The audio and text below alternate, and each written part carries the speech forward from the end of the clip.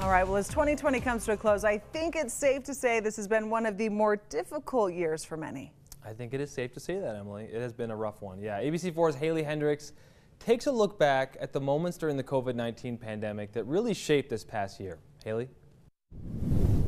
2020 is a year many of us will not forget as we've watched our communities struggle and adapt during the COVID-19 pandemic.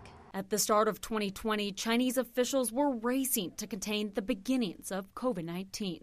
The virus quickly spreading worldwide, and Utah public health officials said they were preparing for the worst. By mid-February, a coronavirus outbreak caused havoc on the Diamond Princess cruise ship, quarantining thousands of passengers, including two couples from Utah. They're getting second-guessed a lot for leaving everyone together on the ship with positive people. In early March, public health officials confirmed the first COVID-19 case in the state.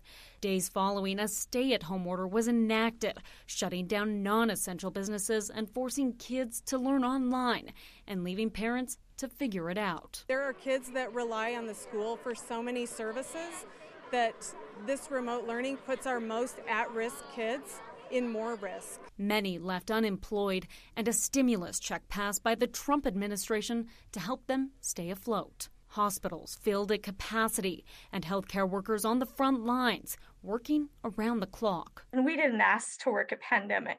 We work so hard, so incredibly hard.